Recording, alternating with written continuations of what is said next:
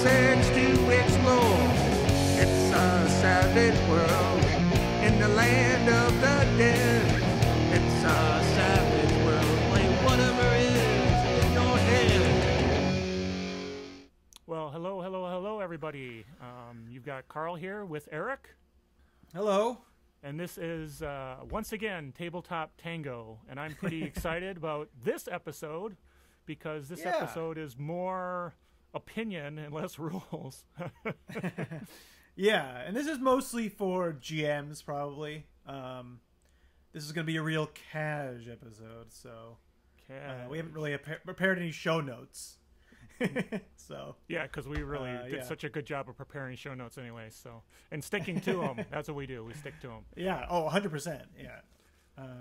So what are we doing? Yeah. So what are we talking about? We're talking about Savage Worlds setting rules. There are many, many of them, and we're going to talk about what we think of them, how we think you should use them.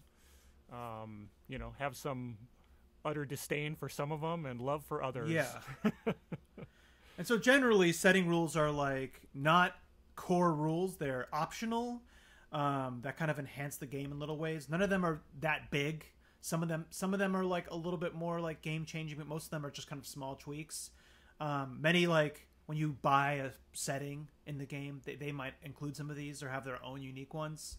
And the whole point is to add flavor. And the whole point is to add flavor and something that makes it feel more like a setting. Thus, particular.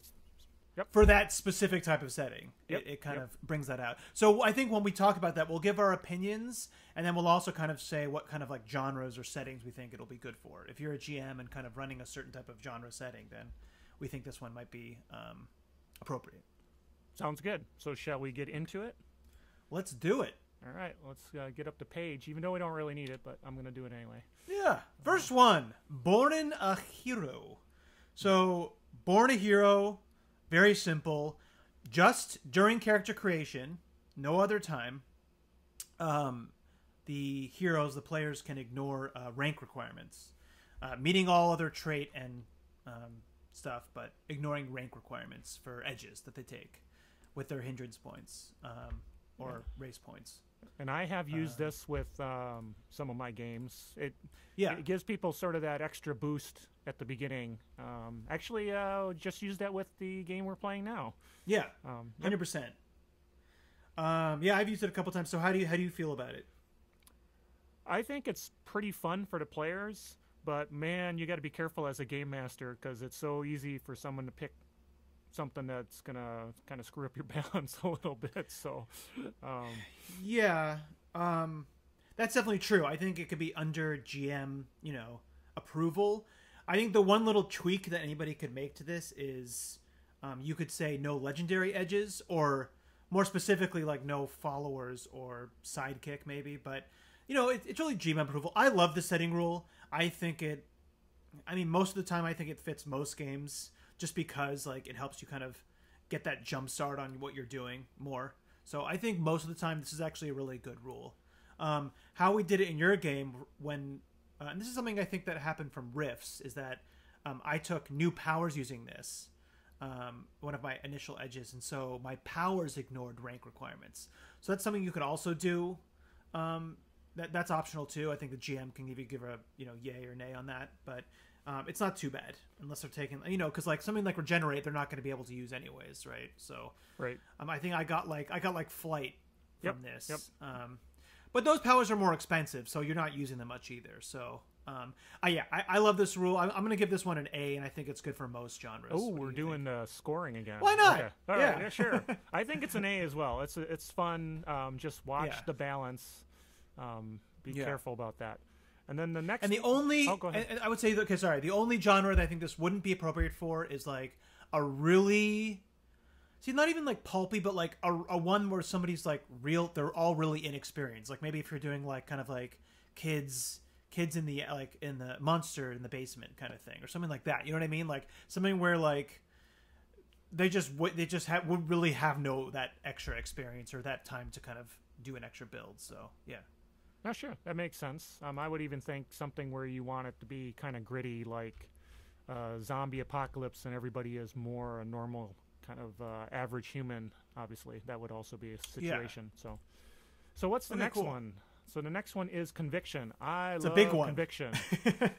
It's a big one. This one's actually almost an entire thing unto itself. But yeah, so how does Conviction work? Carl? Well, Conviction is a special award that the game master gives to a character because of a great victory or some kind of bad thing that happened to them, great misfortune, it says here in the rules.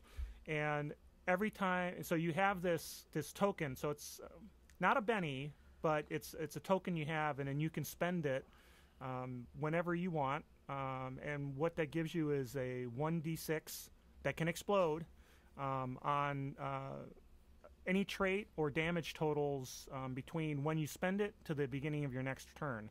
So it's really cool gift to give players, and it's got a lot of power. If somebody just misses by 1 point, Conviction is guaranteed win there. And but the point is, you're not supposed to just give it out willy-nilly. It should be based on a triumph or a tragedy or some something major, just a mark of something, right? Yeah, it's Yeah, supposed to mark something, narratively big in the story. Now, the other kind of caveat to it is that it does carry over between games. If you don't spend it, you keep it. And the second thing they added in actually later is that so it lasts till the end of your next turn, but if you spend a Benny on your turn, you can actually increase it another duration. So you can spend Bennies to increase the duration, which is kind of a cool thing. I really like this one, and now I give it away probably more often than just a huge triumph or a huge tragedy. I give it away a lot more often because I think it's really cool. I think adds a lot of interest and fun to the game, and it's another resource that players can use to decide when's the right appropriate moment that success is just so important to them that they are willing to spend this limited resource. I like it a lot. I think it's another one with Born a Hero. It's one of the best ones out there and appropriate to most genres. I think especially because Savage Worlds doesn't have like experience points. Most of the games you're playing, you're just getting that 2 or 3 or 1, whatever, but usually 2. Oh, sorry. Every other session you're getting 1 experience point. You're getting 1 advance. Jesus. I got them all mixed up. There's no experience points in Savage Worlds, but every other session you get in advance. So that's just kind of like, you're just getting them as you play, and Bennies you always start with them, and you kind of get them for role playing. So there isn't really any like narrative reward in the game, right? Besides, some things the GM can come up with. This is like a tangible narrative reward. So when something really good you guys did, or something really bad happens, this is something you get. So this is one of the only things that kind of marks, like narratively, some big dramatic, either good or bad. So I think it's like pretty much most games should use it. It definitely is strong, but it's not that strong because you only get the 1. So I think I believe that pretty much every game should use it. But again, if we're doing something like, what would you say about that? Like any genres that I think that you wouldn't like it? For me personally, it is something that I would use all the time, even in something gritty, even in because even in that post-apocalypse zombie, you overcame some incredible tragedy or something, and give it. I just love it. It's a player died. Yeah. I mean, to make it grittier, just give them out less. Give them out for only like the truly horrible things or truly amazing things. So, I give this one an A too, and I think it's appropriate for pretty much all settings. Yeah, it probably should just be used because Yeah, so this is like re-rolling damage. It should just be there all the time. Yeah, it should just be there. Yep. Yeah. All right, well, cool. What's next on our Creative Combat? This one's an interesting one. So Creative Combat uses a table in place of normal test results if they get a raise on a test. So normally, when you do a test and you're successful, you choose for the person to be vulnerable or vulnerable, distracted. And if you get a raise, you'd make them shaken as well. And this one, in place of that shaken, you actually roll a 2d6, and you kind of whatever comes up is kind of what's there. So we have a couple things like the hero would actually receive a Benny. You would receive a Benny, or the target becomes both distracted and vulnerable. So there's like what 1, 2, 3, 4, 5, 6, 7, 8 different things. Right. It's kind of fun. It kind of mixes it up. It's definitely more chaotic. Yeah. So I think it's fun. This is one of the only ones I've actually never used. But I have not used it as well. I've seen people use it and talk about it, and it seems kind of fun. Definitely would be it for those who would do a lot of tests because maybe they're not combat get in there, hit with the sword, but who do tests a lot. It adds a lot of flavor to their characters beyond sort of the straightforward tests that we have in the book. I've never used it. I've seen people use it with great success. I want to use it. I think it might encourage people to do tests. I think the only thing that would be the drawback for this is that it will take some more time. If a lot of people are doing tests, then it would just kind of, it's going to take some more time to, okay, we have to go consult the table and roll and see what it is instead of just saying, oh, it's shaken. So it's not a huge time commitment, but it will take so much more time. So, yep, it's another table to look at for sure. Yeah. For sure. I think for this one, this is definitely, as far as setting wise, I don't think the kind of gritty games this works. I don't think the kind of, more like the kind of lower stakes one. I think this is definitely for like the more over the top, high adventure, even like Savage Worlds, but like maxed out. Like for those settings, like that are kind of like seafaring ones, right? That would be really good. Or superhero ones, or so just the more like the higher, the more over the top ones. I think this works really well. I don't think this works on the more like grounded, gritty ones. But I give it a solid B. I'll agree with you. It's a B, but probably could be greater if I ever had a chance to really look at it and play with it and see how it was. But I think again, it will take extra time. You have to, look at the table. It's again not for every setting. Definitely for over the top gonzo kind of things. Cool. Yeah, cool. Dumb Luck. Yeah. What's it all about? you can spend a Benny even after a critical failure, but the failure still happens. So the bad thing that happens still happens, but you can spend a Benny to only one Benny. Only one Benny. Sure. Yeah. Yep. So what does that mean? So you still fail, but what happens? You have done luck, so you can still. I guess I'd call it's a fail forward kind of mechanic. You spend a Benny and you might still succeed, but you're gonna fail forward. Something still is going to go wrong. But like you hit the person, but you still dropped your sword and it flew off the deck of the ship or something. Right. Yeah. Right. It's a weird one. I personally don't like this one at all. I think it's kind of. I think it takes some more time. It's a little hard to wrap your mind around sometimes. It kind of takes away from the critical failure thing. I don't like it. I personally don't like this. And when I've been into games with it, I just don't like it. It creates kind of a GM intrusion kind of thing, like you have in Numera. So, So it's interesting. I've never used it, never played with it. I think it adds another layer of narrative fun that you might be able to have. But in the end, I think it adds complexity. Over and above I think critical failures are fun in and of themselves without saying, oh yeah, we can have a Benny to save ourselves from our critical failure. I've never had a critical failure that wasn't fun when it happened, so no reason to do it. And it puts kind of more onus on the GM to like come up at the time, oh, how would this work? That's fine. If you want to do it, it's not horrible. I just personally don't like it. As I said, it adds more complexity than it needs to, and it's just kind of, I don't know, you're kind of spending a Benny for that. I just don't like it. So, I mean, I'll give it I personally would give it like a C-, I guess.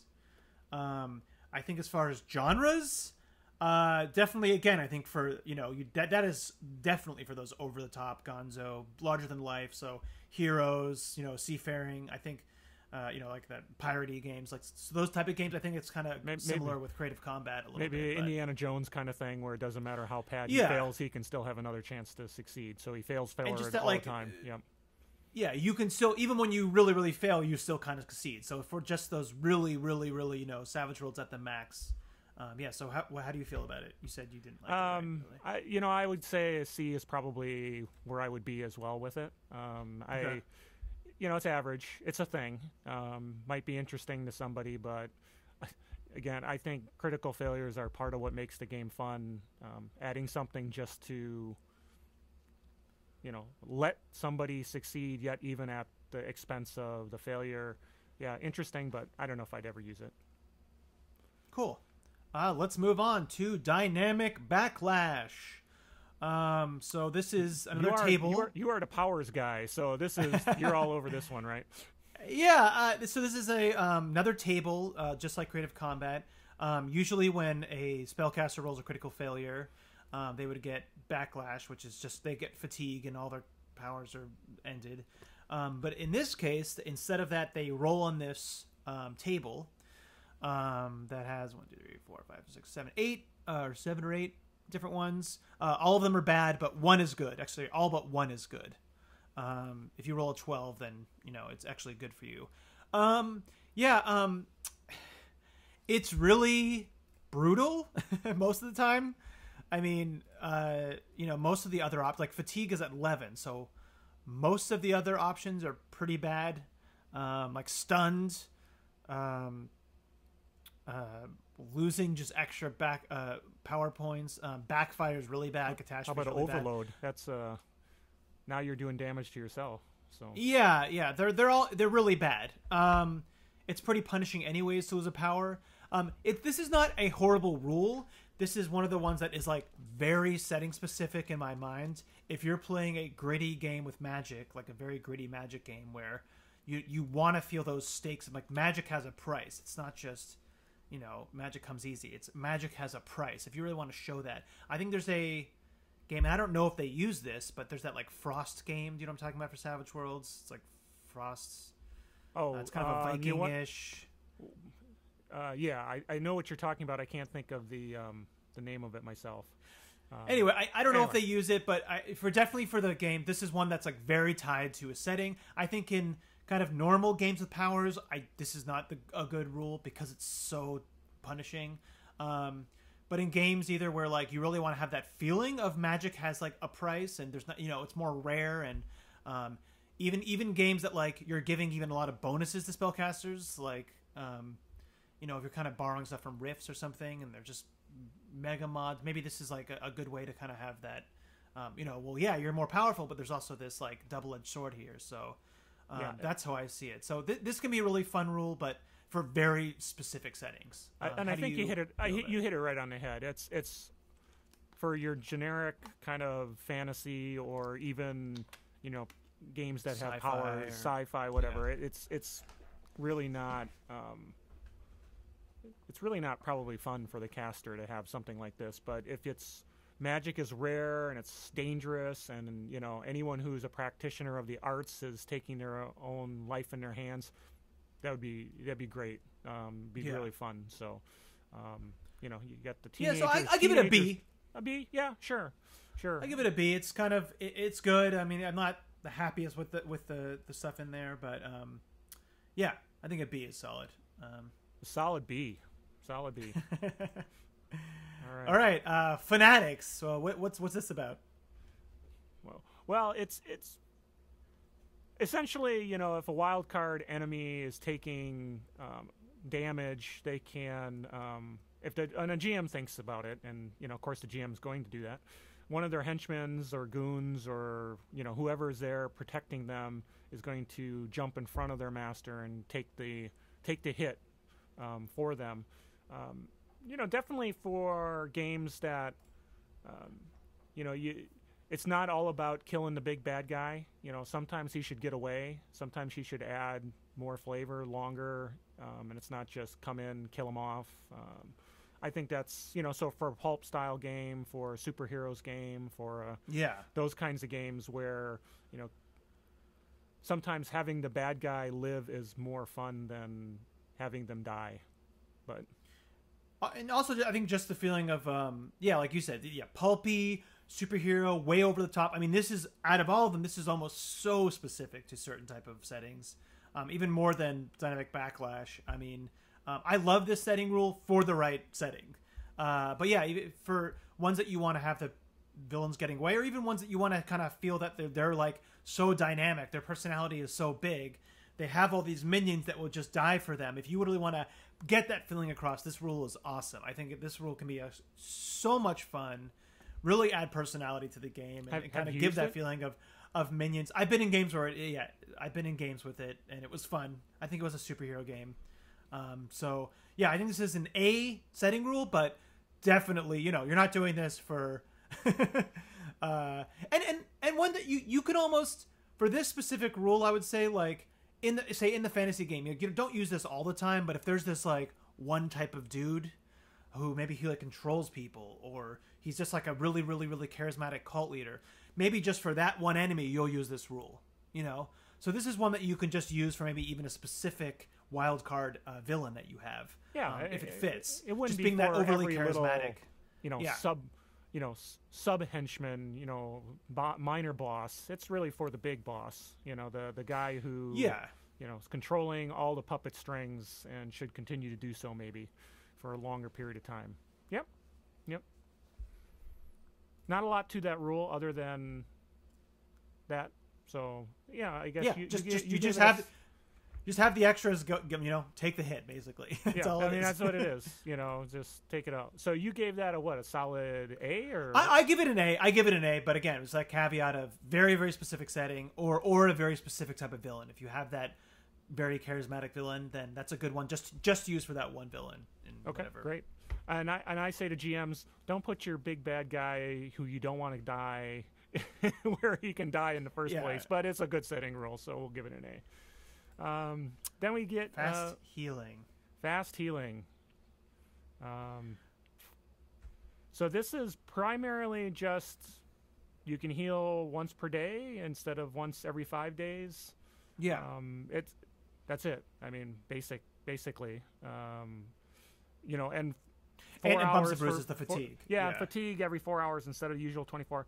And I'm going to be honest, I don't really spend a lot of time worrying about healing in that regard. Like, the 5 days versus 1 day, it kind of, once the adventure's over, sort of, next time they come in, they're healed, ready for action. So I guess I don't enforce kind of the healing rules maybe as diabolically as one could. At least the games that I've been in, we just never really had it's never been an issue. I mean, for one, this rule is a little weird. If there's no supernatural healing, then this is a weird one, because if you're doing a gritty game, then you don't want to do it, right? But if you're doing like a game that doesn't have powers, but maybe not gritty, then this is a good one. Like if this is, and like you said, if you're kind of like timeline wise, there's a lot of like going from this location to this location, there's a lot of combat, then this is a good one to use. If there's a lot of combat, if timeline-wise they're not having time to rest for weeks maybe, or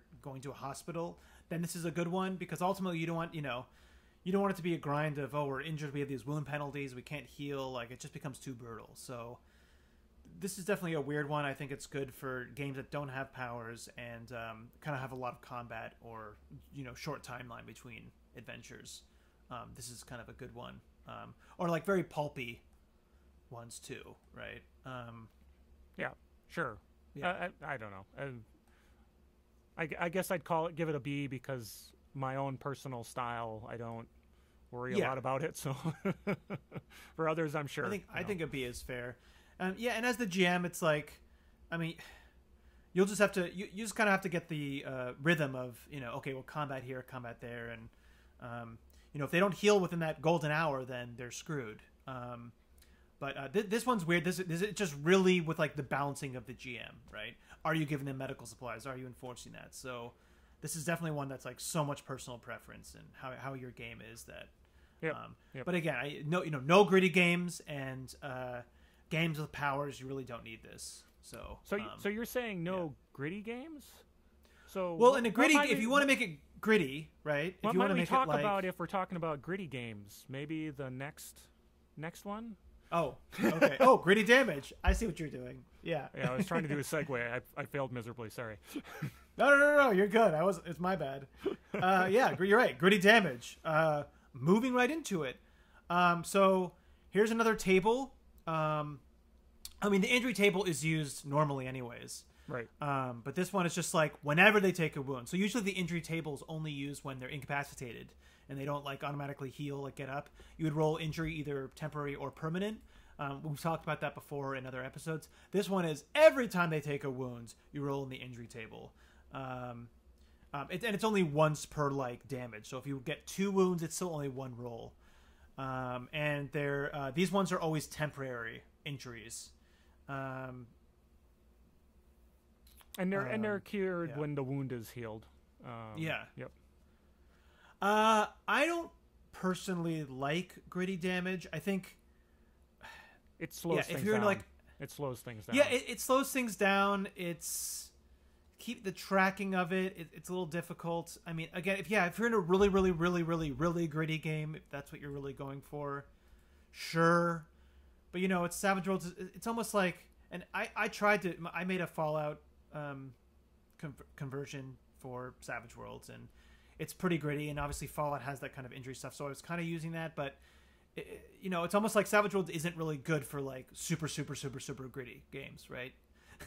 Yeah, it's not really its thing. Like you can do gritty, but like having that really gritty, it's really not for it. So the Cyberpunk game that we were doing was supposed to be gritty damage, and then within 2 sessions, I just kind of started ignoring it. It was like, I don't know. It didn't add enough to the game to make it worthwhile to do, I think. But that was just, my personal experience with it in my own games. Here's what I'll say to that. I think if you're doing a gritty game, you can do this, but it really depends on, of course, the GM, and mostly the players, though. Like, if you have players that are kind of like good on like knowing a lot of rules and like tracking things and tracking ammo, like, and that's really for like doing a good gritty game. To do it gritty, you really have to have the right players that are on top of stuff like that, right? Yep. So I think that's what it really works. If you're doing a gritty game and you have players and you make it known to them, hey, we're going to do a lot of ammo tracking and we're doing gritty damage, and they're like on board with that and they're good with tracking that type of stuff, then it can work. But otherwise, like you said, I don't think it works, and a lot of times players just kind of forget or don't keeping track of this. So yeah, this one is not great to me. I think I give it like I guess like even a D.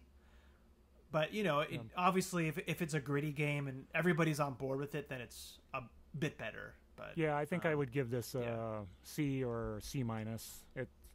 I've used it and was more record keeping, and then I'd forget to do it, and then it's just kind of like, well, it's not really. It didn't really play well with the Savage Worlds in general. So yeah, it's a C for me. All right, like C. I would say a C too. Maybe not a D, a C. Moving on, hard choices. Oh.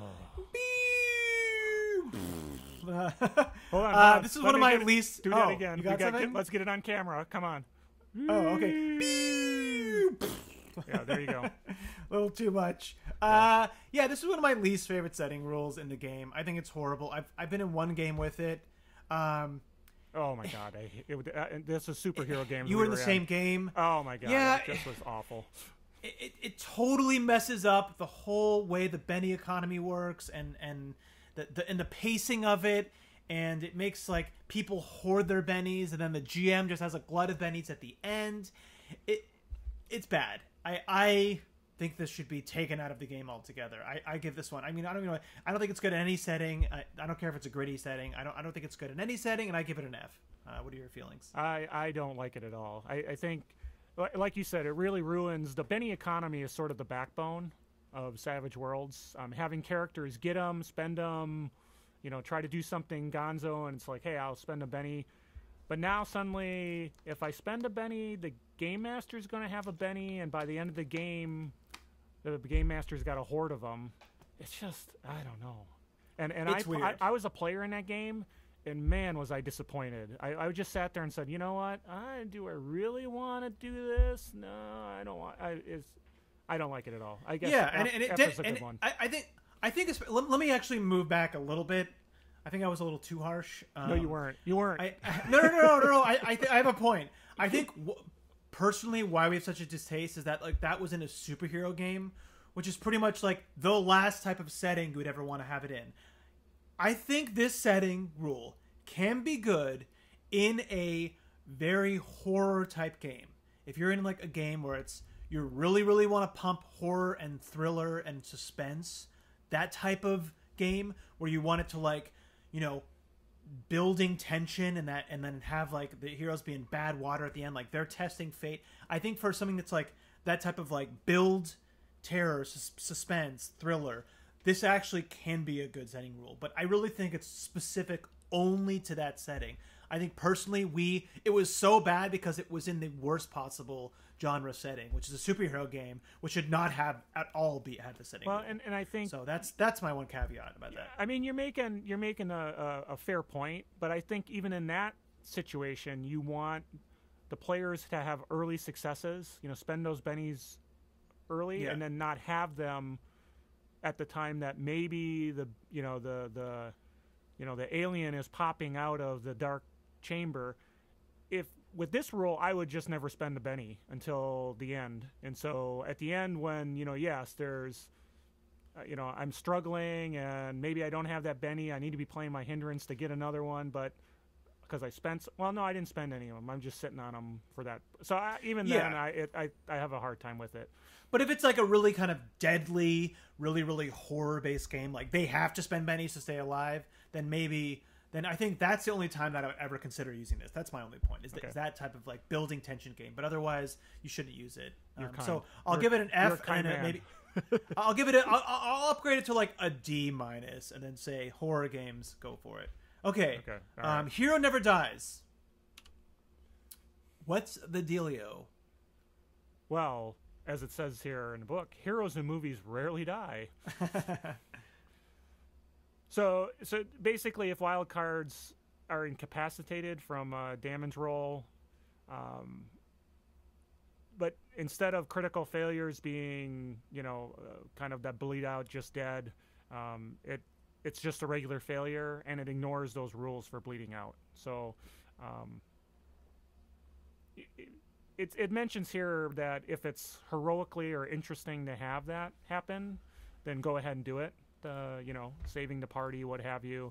And the villains are the other side of it too, is villains don't die either, and you should make sure that you're not just allowing players to go curb stomp your villains, because it's really what's good for the party is good for the villains, as far as that incapacitation, and somehow the villains survives, gets away, what have you. So this is probably good for games where you don't want to. They're the opposite. They're not gritty at all. You want players to just have a good time. Farthest from gritty. Yeah.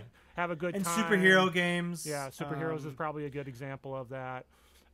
Even even something that's exploratory and just kind of fun, and just think about Livingston walking through the jungle, coming across interesting, cool things. You don't want to just die in the jungle and game's over. You want to and have even fun, some type of high fantasy games too. Yeah, sure. Also, it's some type of fantasy games. This is an okay one. I think there's been better ones. I don't actually like how this is implemented.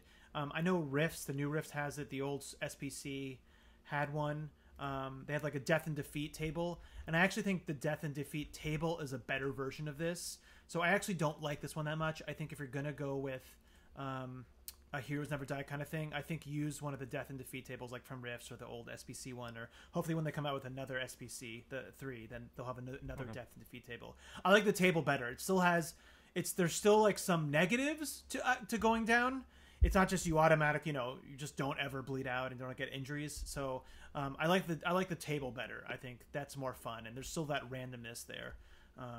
So I'll give this one for those settings, I give it like a C. I just think that you should use the death and defeat rule. The table's better. I think so that's a little GM tip for you. Set your SWADE book aside and go pull up Superpowers Companion or the Rifts if you get a hold of it. The old superhero one I think needs a little bit of tweaking, but the new Rifts kind of works with SWADE. So that's what I recommend if you're going to go with this. How do you feel about it? Well, I think I'll kind of echo your thoughts on that, and I think I'm right there with you. So I'm going to call it it's kind of a C to me. Yeah, it's interesting. Actually, not something that I find, there's a. Let's be honest, Savage Worlds, if you use some of the other settings like wound cap and that sort of thing, it's not nearly so deadly that you got to worry about this, to be quite honest with you. I mean, I don't know. I've been, it's a deadly game. I've had wound cap and still the characters die. So in my Fallout game, that happened more than once. So, yeah, I just think if you're going to do that pulpy game, I just like the table better. There's just more interesting things on there. You can still come away with like permanent injury, right? So that's just my take, though. Sure. Yeah. That's why we're here, to get your take. All right. High adventure. You can basically, this means is the hero can spend a penny and get a one-time use of a combat edge. They still have to meet like rank and edge requirements, so you couldn't have improved dodge if you don't have dodge. You couldn't use a penny to do improved dodge. You could always spend 2 pennies to get both dodge and improved dodge. So not something I've ever run across, ran it, played in a game. I've been in one game with it. It seems like it'd be, you'd have to have almost like your powers. You'd have your list of your interesting combat edges that you'd like to use when the situation arises. I don't know, I'm not a fan of it. I don't like it. Well, how did you use it? How does it play? It was only a short bit. I haven't seen it that much. But yeah, it's just kind of weird. Like, it's okay. It's like, yeah, you could spend it and get, frenzy, I guess, for this one attack, or it just might slow things down a little bit. And another way to use Benny. It's definitely not good for people newer to the game. This should definitely be for experienced players. Like I said, if I was using this and I was doing it, I'd probably have a list of combat edges I like. Combat edges, yeah. that I want to use, so that I have it right on my sheet, and when the time comes, it's like, oh, I know I already meet the trait requirements. I already meet all the, requirements I need. So, okay, this is one that I'll spend a penny to use. So I could see it being interesting, but it sounds like a lot of paperwork and keeping track of stuff. Yeah, it's definitely some extra. I think where it's good is it's good for games that are more melee focused, so kind of, more fantasy, medieval, whatever, Renaissance down. Well, maybe a good swords and sorcery kind of Conan sort of thing where, Conan at the moment he needs it, he can pull out, like you said, frenzy or something else. So maybe that would be that's where. Yeah, that's where I like. I think it actually, and I'll take back. I don't dislike it that much. It was just it was a more modern game. I think it's much better in those, especially a fantasy game, because the spellcasters can do all this crazy stuff with different powers and stuff. So this kind of gives the melee people and maybe the archers, whatever, a little bit more versatility, and some, they can spend the power to get that little extra bump of a combat edge that they don't normally have. That kind of makes it more dynamic for the fighters of the group. So I think this edge can be used for more experienced players in a fantasy game very well. But some of the more like modern games, I think it kind of overcomplicates a little bit. So I'll give this I give this a B+ in a fantasy game and like a C, C- in normal other games. Okay. I mean, it sounds reasonable. That sounds reasonable, but I know you could split your vote. So now we're halfway through, and we could have been splitting our vote. So, yeah. I mean, there's no rule. There's no rules here, Carl. We make our own rules. What are you talking about? This is our setting. Our setting rule is we get to make the rules as we go along. We make all the rules. More skill points. Okay. Yeah, you get 15 skill points instead of 12. As they say, it's great. This is great for modern or science fiction games. Also, any games that any settings that add skills. This is good. So if you have a setting like in a fantasy setting that I'm currently writing, I've added a couple more skills. I mean, I don't use this because of other reasons, but if I didn't have those other reasons, then I would definitely use this. So yeah, whenever there's like a lot more skills, or people just have like better education. So they just have the ability to, have a bigger breadth of skills. This is a good rule. I kind of like more of the approach that instead of giving more skill points, if there is skills that are particular to that setting that most people should have, just give it to them at a D4. So like in a modern game, That's true. You could say, hey, driving is something that people would be doing normally, so therefore I got to give them more skill point. Well, just give them D4 in driving, and give them what makes sense. That's how I've played it. But it's nothing's wrong with it. It's everybody likes to have a few extra skill points to spend at the beginning of a game, if it's Okay. Yeah, so it definitely for modern sci-fi games specifically. I wouldn't use it for anything kind of beyond that, just because skills are pretty broad anyways. Cool. Multiple languages. Languages rarely come up in games. Well, I'm in a game now, a Titan Effect game, and languages do come up for sure, where people, you can't speak the language of the locals and you're trying to rescue them or you're trying to stop them. So, I mean, it does come up, but I don't know. Even if you do have language, so normally, the way languages work normally is you can pay for them like as skills. There's different. Each die is kind of represents like a D4 is like broken, completely just knowing phrases. A D8 would be kind of like fluent, but not like being able to recite sonnets or whatever. So usually you would get your native language at a D8, and then you can take them as skill points. And if you take the Linguist Edge, you get half your Smarts die for free in languages. This kind of gives everybody Linguist. So this is for games that if you have a game that like really, really, really, really kind of is all over the world and they're globetrotting or different like alien species and they don't have translators, then this is a good one to do. Especially if they have like education, if they're generally educated, then this is a really good rule to use. Because they'll get some of those, but they'll still be the desire to take more or to take the Linguist Edge. When you take the Linguist Edge with this, it gives you your full Smarts die. So yeah, in a game where there's like a lot of languages and they're really well educated, I think this is a good rule to use. It's very niche-y. I think that's the key.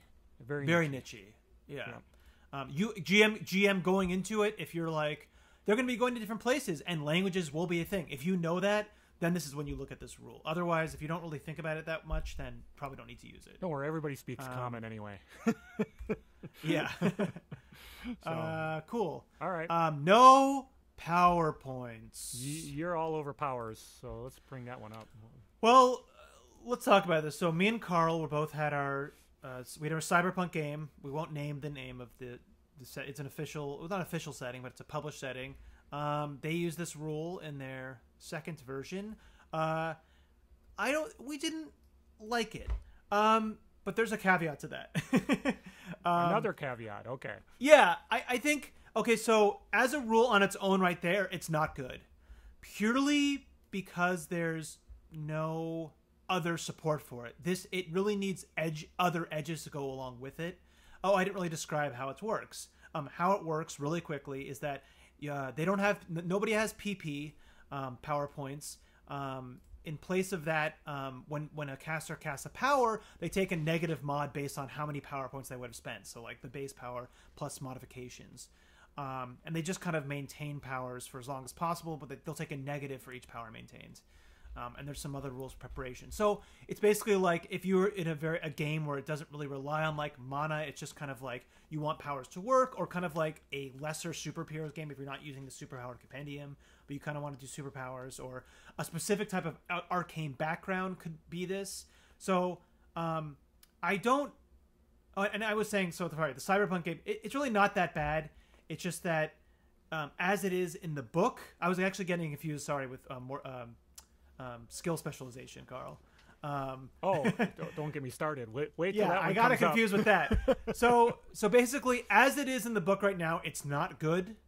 But it's not that it's like the core. What's like the meaning behind it isn't good. It's just that there's not enough edge support for it. If you're going to go with this rule, I think as a GM, you're going to have to make edges for it, because they're just a lot of the edges in the game just don't really work anymore. Most of the power edges don't work anymore with this. So and it kind of needs some edges. And I don't really like how the powers can just kind of be maintained indefinitely. It just kind of rubs me the wrong way. So it needs tweaks. I think there's a good like little nugget there, core to it, but it needs tweaks. So I would recommend that nobody use this for their own homebrew settings. Other setting books might have it, especially kind of like more gritty settings with powers might have it. But they'll hopefully have tweaks to it. If they don't use tweaks to it, I think that's kind of a setting to avoid. So yeah, and I think base SWADE, it's not good, but I like the idea behind it. I'm actually using it in my fantasy game. Sorry, my one last point. In my fantasy game, I'm using it for a specific arcane background. Has it, and then I've made edges and I've made tweaks to it. So that's kind of what it needs. No, and sorry. I was just going to kind of pile on there and say, it's hard to believe that this is really going to be as balanced as it could be when it's, you've got the whole powers are set up, like you said, there's edges, there's, mechanisms, there's backlash, there's all these things. And now we're going to add in a half a column that just sort of puts that on its ear.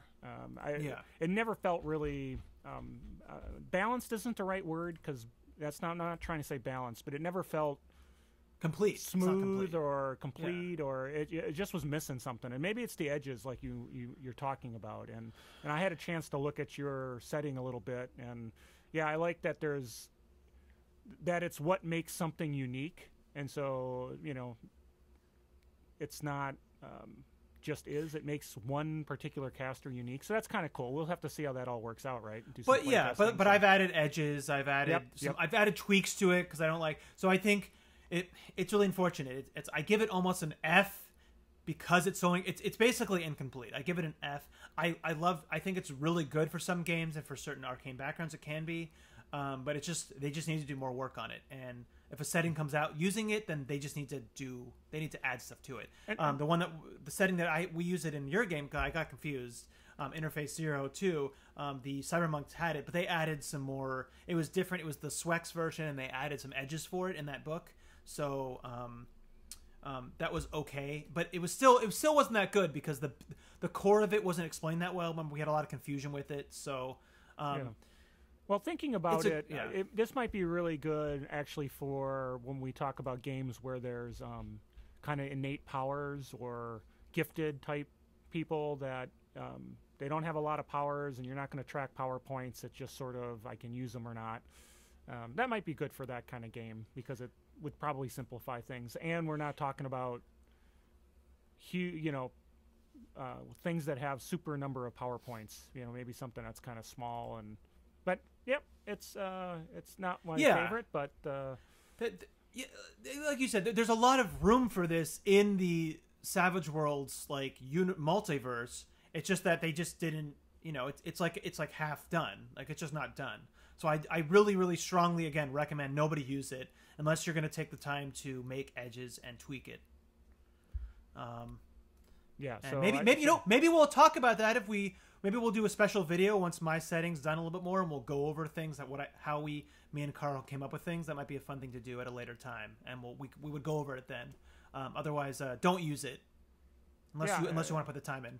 Yeah, again, it's yes, exactly. So I would agree that it's probably I'd give it a C minus going to D. I give it an F. Straight F. I have a hard time with an F because I think there's some people that say, well, it makes it easier. I don't have to keep track of power points and maybe for the gifted type game. But, overall... I just mean, on the paper, it's an F. Like I said, it can be really good for those, but you're going to have to spend time to tweak it and add stuff is my feeling. Okay, I'm getting a little... I'm starting to feel a little, bile in my stomach. I'm not sure. I'm not sure why I'm feing that way. What's next on the list? It's skill specialization. Now I know why. Oh, okay. I got it. I do not like skill specialization at all. It just adds complexity. It adds, I think you're trying to make things feel more realistic maybe by doing skill specialization. But so what is skill specialization is the question. So I've got it up on the screen here. I mean, the idea is go ahead. Yeah, go on. No, you're good. I thought you were asking me, so okay. No, I am asking you. Go ahead. Oh, okay. Feel free. Enlighten us. So skill specialization, because skills in Savage Worlds are quite broad. If you're doing kind of a grittier game or you want people to feel more specialized and have that, this would be the rule for that. Basically, it means that each skill has specializations. So they use examples like fighting, you might have axe, or like blunt weapon. Axe is little, but like blunt swords, or piloting, you might have fixed wing, rotary. Survival, you would have different environments. Shooting, you would have pistols, rifles, shotguns, whatever. So it's just sneaking, you might have like exactly. Stealth, you would have sneaking or hiding, right? Or like thievery, pickpocket. Okay, I'll shut up now. So those are the different specializations. Anytime that you are using a skill, but you don't have the right specialization, you roll with a -2. Or actually, no, they changed it now. And subtracts 2 from the total. So I was going off of the old SWEX version, but so in this version, you would roll. Say if you had a fighting of a D8, but you picked up a bat, didn't have blunt weapons, you would roll that D8, but then you would subtract. So if you say you got a 6, then it would come out to being a 4. So it'd be -2. You're rolling everything at a -2, but you keep that skill die level. Yeah. I mean, I don't know. It's trying to add realism or some interesting stuff, and the way I look at it is, if your setting has a need for things to be separated, like boating, it's very important that there's a difference between someone who can sail a ship and someone who can run a steam-powered ship or something along those lines. Treat them as 2 different skills. I mean, it's your setting. Those are 2 different things. Do it as appropriate. Don't just go and say we'll do specialization. And because you also then again, like we were mentioning with PowerPoints, no PowerPoints. It needs more. Like now you need to think about having more skill points to provide so that people can buy more specialization.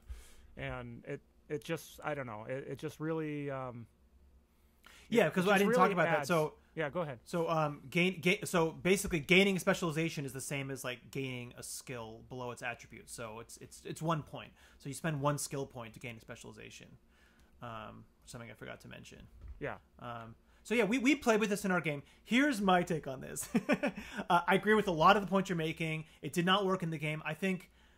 I personally, sometimes the broad skills in Savage Worlds does rub me the wrong way, and people often want to be specialized, like have a certain skill, but they have to use the broad skill, and it doesn't really quite fit their characters. So I see that there's a need for this for sure in games, and I get what they're trying to do, and I do like it. I think somewhat. I think it's one of those things where, again, the GM and all the players have to 100% be on board.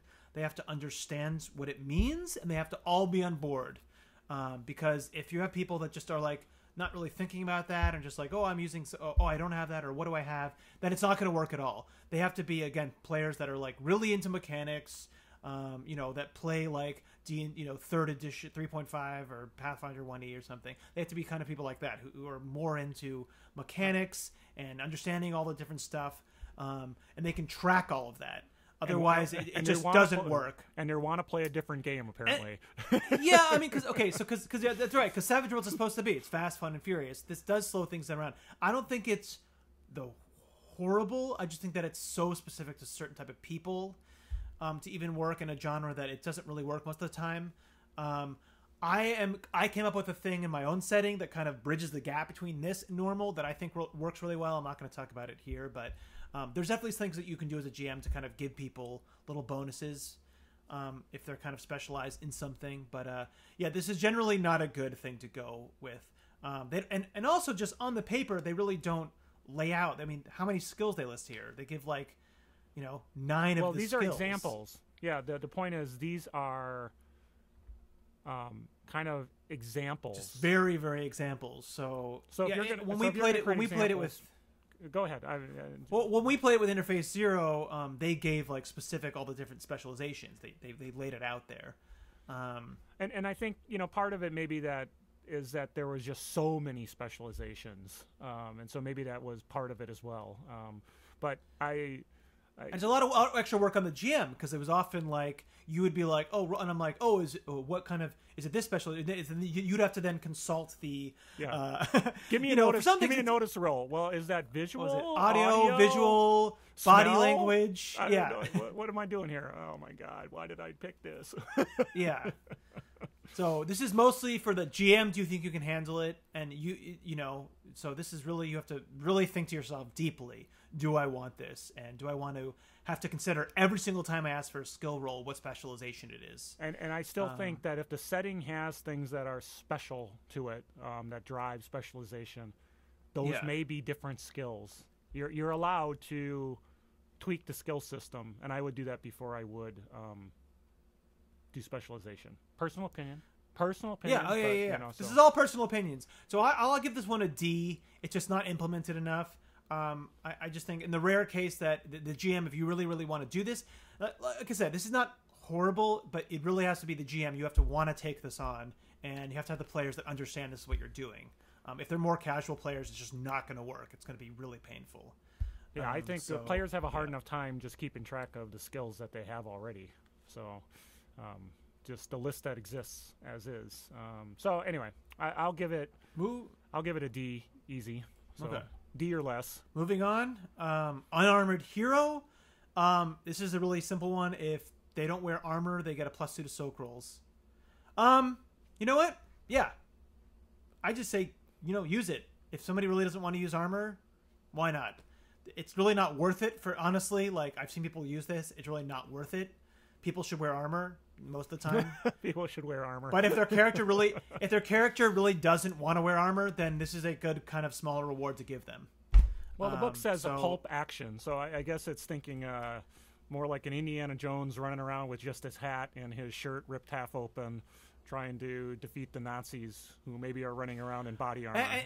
But I say if you're doing like a pulp action game and like nobody's really wearing armor, then it's almost worth doing a different thing, because that +2 to soak rolls is just not the same as, armor is just better. It's just better to have armor. And if there's not a lot of armor, then just go with it. Honestly, I think this rule is like, sure, why not? It's really not that big of a deal. Just go with it.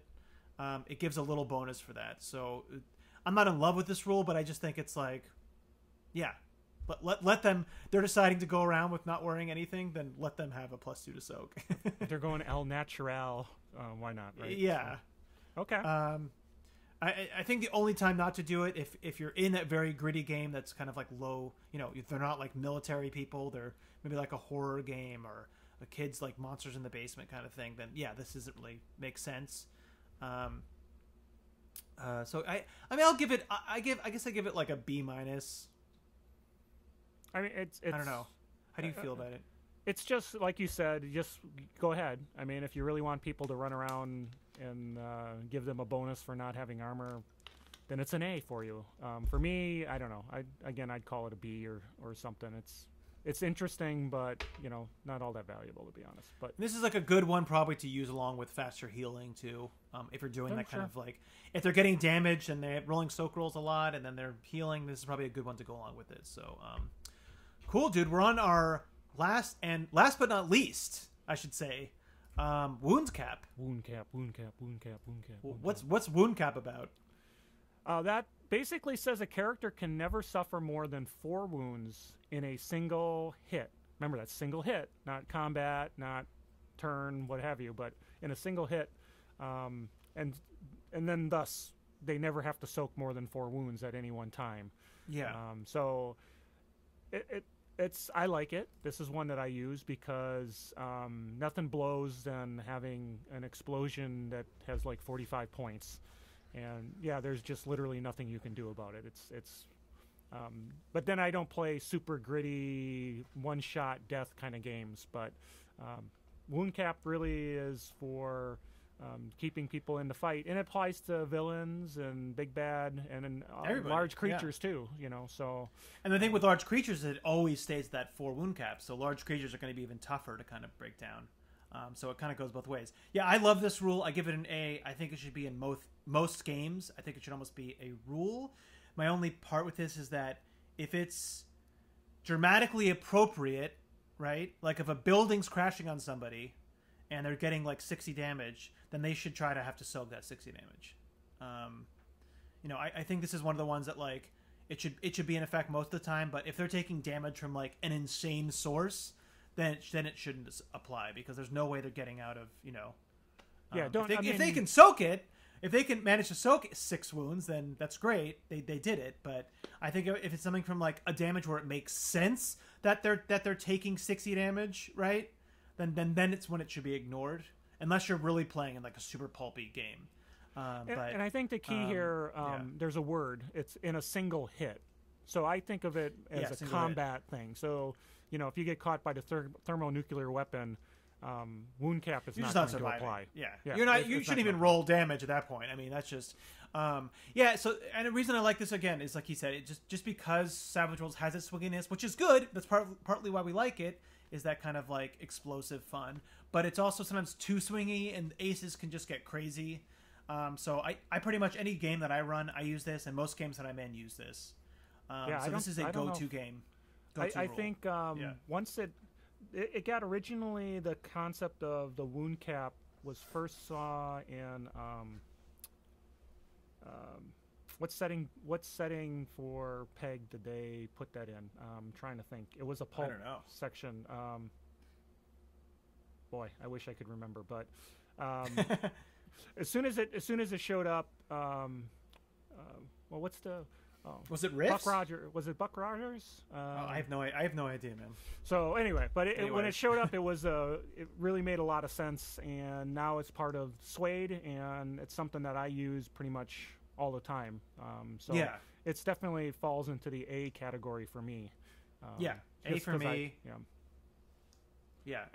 Unless you're doing like a very, very, very you want that again, a gritty game, and very gritty. I would go with this. Okay, and again, it makes it harder to beat the villains, and it makes it especially if they're like big creatures, because those big creatures might be able to take 6 wounds, and they're still only wound cap of 4. So it just means you got to work together. You're not gonna the fighter running in there with his sword's not going to be able to take it out with one super brave hit. You got to work together as a team. That's the point I'm making for the GMs. If they're kind of weary about this because they think it's going to make it too easy for the heroes, it really does cut both ways. So. Okay, so bog standard fantasy. Which setting rules would you go with? Born Hero, Conviction, Creative Combat. And High Adventure, and Unarmored Hero and Wound Cap. Makes sense. That's more than I would have used, but that's they all make sense. I mean, Creative Combat, that's one that's iffy, but definitely Born the Hero, Conviction, and Conviction, Hero, Wound Cap. I think Conviction, Wound Cap are ones that I would use all the time for almost everything. Born a Hero. See, I don't know if I would use that for a bog standard fantasy game, but I guess if you want everybody to start off being super special, then yeah, sure. Well, I mean, fantasy, you're level 1, but you're still, fantasy is still like high heroes, most of the time. Most standard fantasy is, you're on the way to godhood, basically. I mean, so. On the way to godhood. I like it because, like, here's why I like it a lot, especially for a fantasy game. If you're playing, like, a fighter, there's not really that many good combat edges starting out. So that way you can pick up Frenzy. Start with Frenzy. Start with Block. That's why I like it a lot for fantasy. You really can get that jump start on getting the feel of there's no classes, so this kind of gives you that feeling of this is my role of the party, right? Okay, so I guess it gives a chance to do some niche protection based on what each character is going to pick. Me, I'd end up picking level-headed almost all the time, but that's just me. Yeah, level-headed is always a solid one. But you still got to have the smarts up, so. Well, that's true. So that's a good look at all of them. Any other thoughts on setting rules? Now, obviously, these are SWADE, and your setting books will each have their own interesting parts that they add in, but for kind of our standard SWADE, they've got some good gems here, got some that and then got some that I just don't want to use. So you got any last thoughts that you wanted to put out there to the world? I mean, a lot of these are just such small tweaks that it's not, a big deal taking a bunch of them. But you still have to like remind everybody that, hey, this game has this. If you go into SWADE, there's a setting rule checklist that you can make like copies of or print out and kind of check them to kind of remind people, which is kind of a good thing to do, because it's less that these specific setting rules are, a lot of changing the rules so large in the game. It's more about just remembering which ones are in effect. So.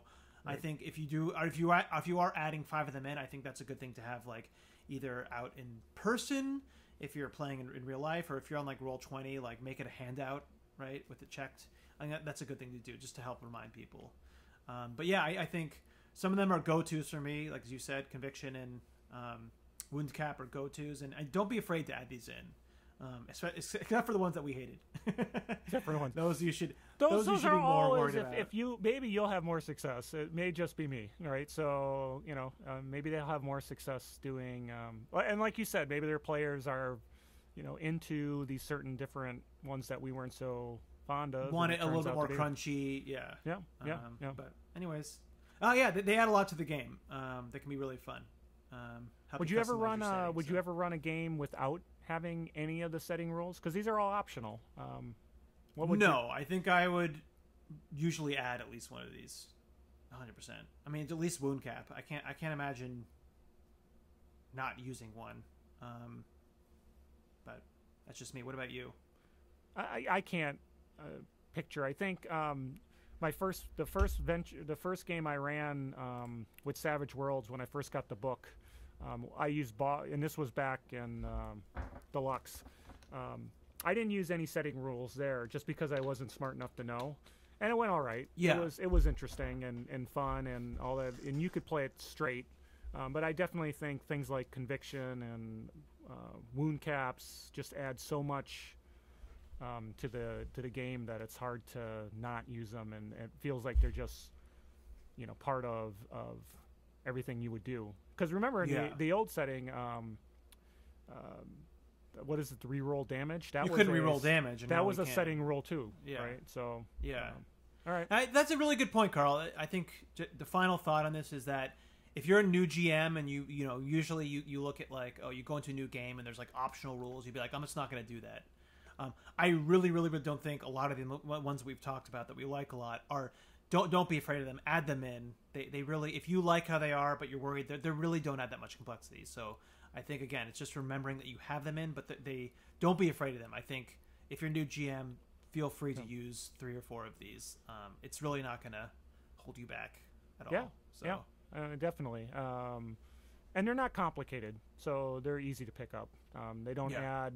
it's not like some of the D&D optional skill rules specialization. Except for skill no, we don't. They're easy to pick up. Doesn't mean that you want to do it. So yeah. On the surface, it all makes sense. Well, even that and no PowerPoints. On the surface, it makes sense, but think about it. So all right, cool. Excellent discussion. Definitely more opinion than rules, because none of these are very complicated in the rules definition. So I hope that this was informative, interesting. Obviously everybody's going to have their own take on it. This is just ours. Sure. So I'm Carl, and this is Tabletop Tango. And thanks for watching or listening or doing whatever you're doing while you're doing this. So okay, thank you much, and So roll.